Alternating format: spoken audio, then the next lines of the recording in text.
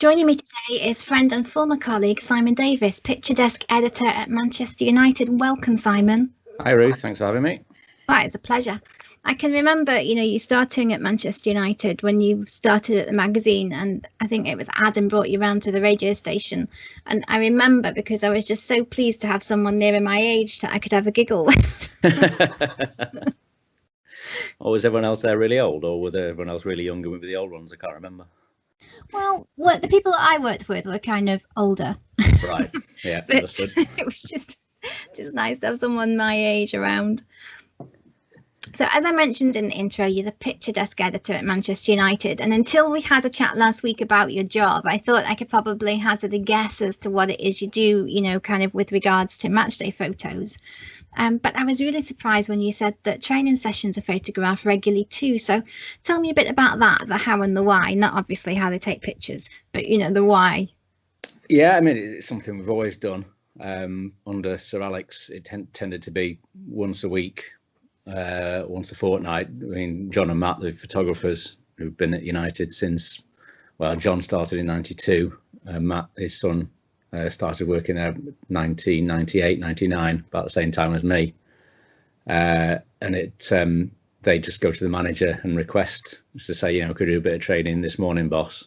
And depending on the mood he was in, or if there's any issues around about the time, he'd say yes or no. So on an average, we'd sort of do a training session once or twice, well, once a week, once a fortnight. Since lockdown, it was the only content before matches started again that the club were getting of the players. So all of a sudden, we were literally doing a training session every single day. Matt was going down there photographing it, and because we wasn't allowed in the building, he had to literally bring the digital cards from the camera round to my house. We'd have a socially distanced chat for a couple of minutes. He'd give me the cards. I'd upload them and then go through them and pick out all the best stuff, crop it, colour correct it, make it look nice, and then give it to our website, social media team. And because we'd had nothing at all from whenever football stopped, was it around about March? Yeah, I think it was, yeah. Up until whenever it restarted, June, July, there was a massive appetite for anything at all, for fans to see the players, because they'd literally not seen them. Everyone had been in the houses, obviously. A massive appetite from newspapers or from other places? Newspapers, magazines, but mostly social media. The club have got a massive following on Twitter, Instagram, all the other ones whose names escape me because I'm ancient now and that stuff goes over my head completely, but there's so many million people following across the world, and they just want to see stuff of the players every single day. And because it's got quite a privileged position, to be able to see behind the scenes at training sessions, it's an attractive thing, and it always goes down well. So it's calmed down a bit again now. We're sort of doing it once, twice, 3 times a week maybe, but at the height of lockdown or Project Restart, when that started, it was literally every day we were having training sessions. Yeah, it is interesting to see a training session and how it takes place. So do they do videos as well, or is it just photography? I think that there's now remote cameras all around the training ground, and I think for social media, I'm not sure whether they broadcast them on MUTV, but I think they pick out the best bits from training from these remote cameras and use that. I mean, they used to have MUTV cameramen pitch side, right, standard TV cameras. But since these remote cameras have gone in, I'm not sure that's a thing anymore. I think they just record whatever happens and then take the best of it. Well, that's quite an investment, isn't it? Yeah, very much so. So the pictures that you get, they're mainly for Manchester United social media, or they go to photo libraries and are sold that way? Both. I mean, I edit them and then give them to our social media team and the website team. And then we also have a deal with Getty Images. So once the social media team have picked what they want to do and had their galleries approved by the press office, and making sure we're not putting out a photo that we shouldn't be, they publish and then I send to Getty. And when I send to Getty, I'm sending direct to picture desks all around the world. So all newspapers, magazines, whoever, television stations, whoever subscribe to our particular part of the Getty archive, get those straight to their picture desks, and then they can use them as and when. So the story comes up, Bruno Fernandes has come back into training after an injury or whatever, and we've got the first photo of him. That goes around the world. And so, famously, do you just upload what the social media sites don't want, United social media sites, and do you have to go through the press office to get permission to send those to Getty, or do you just send them direct? Because of social media, I can't remember what it's called, social distancing, social media and social distancing. Yeah. Because of that, because the rules that have been put into place, we have to get everything approved these days. Basically, the club don't want to be seen to be showing players getting too close to each other. Oh, of course. And for the same reason, during matches, we're not allowed to put out any photos of group celebrations where the players are all over each other. Really? Just to promote social distancing. Even though most of the matches are filmed live for Match of the Day or Sky, and they're obviously showing the celebrations. Yeah. But as a club, we can't be seen to be using on our channels anything that contravenes the rules. Wow. Hopefully that's going to change. I'm not sure if it's going to change next week when the rules relax a little bit, or we'll have to wait until the end of June when restrictions are lifted completely. Touch wood. Yeah, fingers crossed. But yeah, everything at the moment has to be gone through. The lawyers look at stuff and the doctors look at stuff just to make sure we're not breaking any rules. So it's quite a long-winded procedure then, from the photo being taken to it coming to you to it actually getting to its final destination. Yeah, it's taken a few hours in the past. Just has to pass through so many different departments at the club just to make sure everything is okay with it. But training can happen at 11 o'clock. Matt can send me the photos, or Ash, the photographer we have as well, can send me the photos at 11, sort of 12:30, and we end up not publishing until sort of 7, 8 o'clock at night sometimes. Long day for you as well then. It can be, yeah. There's a lot of hurry up and wait. You get the photos and it's mad dash to get things done as quickly as you can, and then you send them off, and then approvals can take a while. So you just sat there waiting for stuff, and then you get the approvals and you're back on it again. So all systems go. Yeah. So working hours have changed quite dramatically since last March. And how's that been, working from home? Do you find that you don't have strict hours and you're kind of going off to do work when really, if you're in an office, you wouldn't be doing those hours? Yeah, very much so. Yeah. I mean, the day sort of tends to start a little bit later. Because we're not doing training until mid-morning. There is stuff that happens earlier on, but as a rule, it'll happen all afternoon. But then, you do find yourself answering emails still at 7, 8, 9. I had one the other day at 10 o'clock at night. And whereas before lockdown, you'd think, it's 10 o'clock at night, I'm not answering that for some reason because I'm at home. Well, yeah. It's hard to make a demarcation between the end of the workday and the start of your home life. It's suddenly you're always working somehow because your laptop's on the table, and we'll just do that while I'm here. Yeah. But last year it would have been, that can wait till tomorrow. Yeah. No, I understand what you mean. I mean, because I work from home anyway, but my office is in a separate bedroom, and I'm kind of like really, I try really hard not to go and do, emails or work at kind of middle of the night if I wake up, or if I'm up early. Like my husband's hours have just changed today, and he starts work at 7 o'clock at the moment, and I kind of almost had to tie myself down, like, no, you're not going to go to the computer until 9 o'clock. There's nothing there that can't wait. But I think it must be something that lots of people are finding now they're working from home. It's just all too easy to go and just do this quickly, and then that leads on to something else. Yeah, very much so. So you find yourself working, as you say, from 7 o'clock when you wake up, or just start answering emails on your phone, and then you find yourself 9, 10 o'clock at night still doing stuff, and hopefully it'll get back to normal, or some kind of normal soon, when we can get back into offices. But I don't know. I think we're in this mindset now of always on, and it's slightly concerning. Do you have any, kind of rules or restrictions that you put in place to kind of look after yourself so you're not always working and always checking the emails? Not really, to be honest. No, it's got into a habit now of. I mean, I've always been quite diligent of if I get an email in, I'll sort of try and sort it sooner rather than later. So it doesn't, firstly, so I don't forget about it. And there's always something in the back of your mind that think, oh, I've still got to do that. So I prefer to get stuff done sooner rather than later. So yeah, no rules really. It's just do it when it comes in, and then it's done. But then something always comes in off the back of it, so you're never really done. No, it's difficult, isn't it?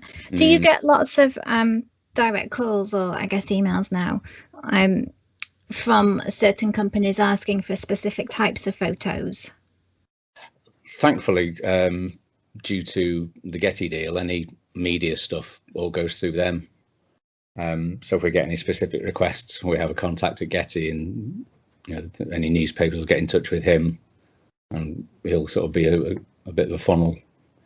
Right. So I'm not getting people coming direct to me saying, next match, can we do this, can we do that? But I'll get requests from him. Similar to the club partners who would get access to the archive of images, they all have relationship managers at the club, and so if they have anything specific, it comes through them. So there are funnels, but yeah, we are getting quite constant requests for different stuff. Everyone's coming up with different ideas to publicise their product. They want the money's worth from the sponsorship they're paying the club.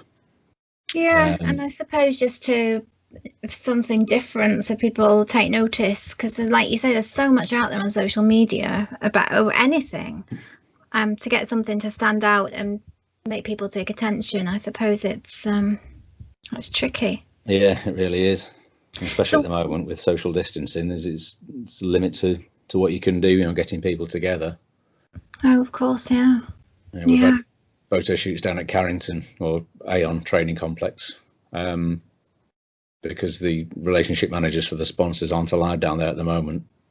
There are two photographers who are allowed in the bubble. They've been directed on their shoots over iPads. So you've had someone on a Zoom call on the iPad in the corner saying, "Oh, a bit more like this, a bit more like that." And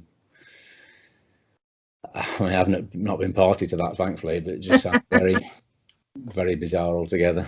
It must be, and that's like with individual players or something like that. Yeah. How are the players about doing all this kind of extra promotion work? I mean, I don't have any contact with them. I only hear sort of secondhand through Matt and Ash, the photographers, but I think they're mostly okay with stuff.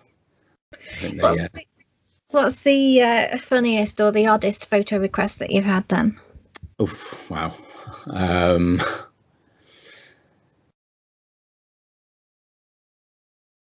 Gosh. Come back to me on that one. I'll think about that. I was going to ask that.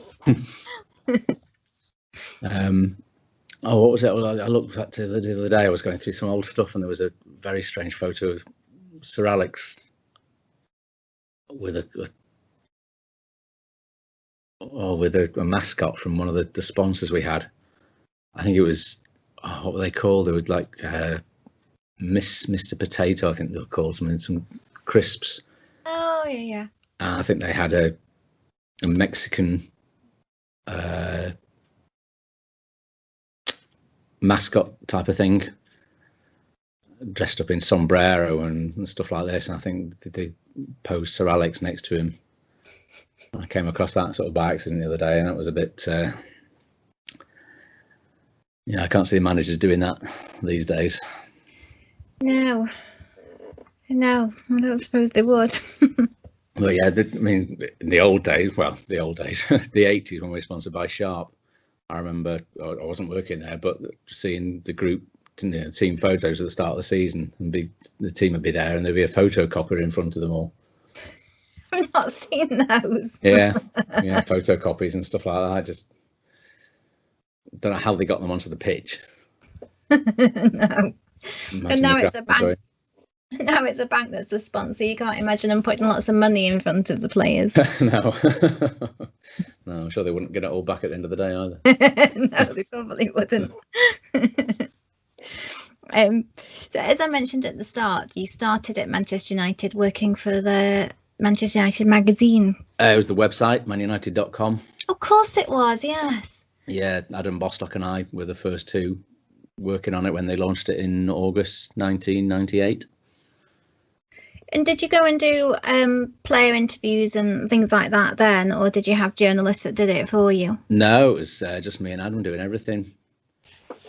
It was terrifying. I'd come from a TV production background. I worked in London for TWI for a couple of years. So I had sort of sports background, but I'd never actually interviewed anyone before. And literally the first day on the job, it was the team photo, funnily enough. Oh, right. And Adam and I went along and we was just pitched into interviewing Teddy Sheringham. And I was just absolutely terrified. My phone went off in the middle of it. Your phone? Yeah.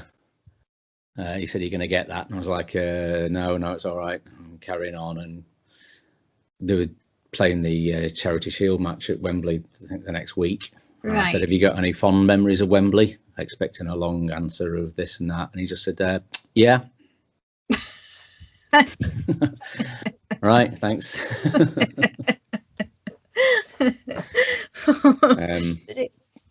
But it got better after that, thankfully. I think it was the week after I went to I can't remember what it was, some kind of Masters soccer event where former players would play inside, like five-a-side games. And I got to interview Ray Wilkins, who's sadly no longer with us. And he was the nicest man I've ever met. And gave me a fantastic interview. So all the confidence that I'd lost in that first interview, I got back in that one, and it got better after that, thankfully. Oh, that's lovely. It's nice when you get someone that's just kind of relaxed and happy to chat, isn't it? Yeah, no, he was fantastic. It makes your job so much easier. Yeah. I can remember Matt Potter from Manchester United Radio saying that when he used to work for Radio Manchester, as it was then and is again now, Lou Macari, he could just hold his watch up, point to what time he needed to finish on the dial, and Lou would talk until that exact time and then stop. But it does make it easy. I think it's difficult too when you come across people that you really admire and you've got to interview them or have contact with them. Well, it must be the same for you now with me, mustn't it? Well, goes without saying, Simon. You're doing very well. Thank you. But no, absolutely, yeah. I mean, if Cantona had left by the time I started there, but if I'd ever had to interview him, I don't know if I'd have coped. Was he your favourite? Oh, yeah. Yeah. And Sir Alex as well, obviously very intimidating. Lovely guy when you got to know him, but at the start it was just this ferocious, terrifying person to interview. And you feel like you had to be on your game and know everything. Yeah, very much so. Yeah, he was in charge. Yeah, I know. It's just you do hear stories, and he talks about kind of giving people the hairdryer treatment, and quite a few journalists I've heard have talked about, having the hairdryer treatment. So it must be kind of, I never had to interview him, so it must be kind of quite intimidating to sit down with him and do an interview. Yeah, I mean, just the reputation that, you asked the wrong question and just a look, he could give you a look and was like, oh. I remember once we did a special thing on the website where we'd ask fans to write in their questions for him. Right. And so whereas normally you go for an interview with him, sometimes you take notes, but generally you just sit down and have a chat. Whereas this time I had a printout of papers, of questions that fans had sent in for us. And we sat down, I can remember it so clearly, upstairs in the balcony at Carrington. And I explained what it was. And he said, nearly did an impression of him, then better not. He said, right, snatched the paper out of my hands and just went through the questions up, asking himself what the ones he wanted to answer, ignoring the ones that I was really going to go for because they were quite interesting. I just sat there. Basically, he read the question out, answered it, read the next question out, answered it. and that was it. It was like, oh, okay. It's just completely took control of it. I was completely powerless. Yeah, it's tricky, isn't it? What can you do? Yeah. So who was the... What was I going to ask you? I wasn't going to ask you who was the easiest, but who was the one that you enjoyed most, I guess, of the Manchester United players? Not just saying it because he's manager now, but Ollie was just such a nice guy. He was the only one who actually stayed round afterwards, after we finished the interview, just to have a chat. It was such a rare occasion. I didn't know what to do. I was, packing up my computer, saying, "Right, thanks, that's great, got everything we need, that's brilliant." Yeah. One of the questions I'd asked was about he got sent off a couple of years before for fouling Rob Lee of Newcastle. When he was clear through on goal, and he just took him down because he was certain to score. He took him down from behind and got sent off for it. So I'd asked him about that. And after the interview finished, he just carried on talking about it, saying how Peter Schmeichel stood up for him in the dressing room, saying, "No, you'd done the right thing," because the manager, Sir Alex, was having a go at him, saying you shouldn't have done that. And he was saying, "Peter stood up for me," and all this. And I was just there, right, okay. Wasn't prepared to have a conversation with you as well as an interview, but he was really nice. Yeah, it helps, doesn't it? I was reading, Henry Winter, had put something on Twitter the other week about Ollie. It was a match at Old Trafford. I can't remember which one it was, just a couple of weeks ago. And Ollie had been walking out to the dugout, and there was a television journalist doing a piece to camera in his way. And he said he just stood and waited for her to finish, and then carried on his way without, any nastiness or anything, and they were just commenting on what a nice person he is, no ego. Oh yeah, he's lovely. Yeah, thank goodness. Did you find it hard looking at the website, that if there was anything perhaps controversial or really interesting about the club in the news, you couldn't really do anything about it because you had to be, all pro United? It was tricky sometimes. I mean, I remember early on, we had like a little editorial column where you could just write little bits and pieces, and I think Sir Alex had said that we weren't going to sign Dwight York, and then the week after, obviously, we signed him. So I wrote a thing about how everyone should be more open with the fans, and got a bit self-righteous about it all and sanctimonious, and the fans deserve better, and got not reprimanded, but said, we found the line now. That's the line where we can't cross that one. Reprimanded by the manager? No, it was someone in probably the press office or something like that. I think, I can't remember at the time. It wasn't really reprimanded. It was just like, don't go further than that kind of thing. That was a bit too much. Right. You said you're verging on calling the manager a liar. It's a tricky line, isn't it? It's like, well, yeah, he said he wasn't going to sign him, and then he signed him, but yeah. Yeah. So yeah, there were times you had to hold back a bit, but you had to bear in mind who you're working for and who's paying your wages at the end of the day. Yeah, I was on a train going to London when they signed Dwight York. I was going for an interview at Sky Sports, and I got into the interview room, and they went, "Oh, you've just signed Dwight York," and I was like, "Oh, great." And they went, "What?" And the question was, "What would you do if you were doing a piece for the television? What would you do?" And I was like, "Oh God, I don't even like the man. Why am I to do a piece about him?" And I had no enthusiasm whatsoever. Right. Surprisingly, I didn't get the job, but I was just it's funny how you remember where you are in certain circumstances. Yeah, absolutely. Well, Simon, thank you so much for joining me today. I've really enjoyed it. Me too. Absolute pleasure.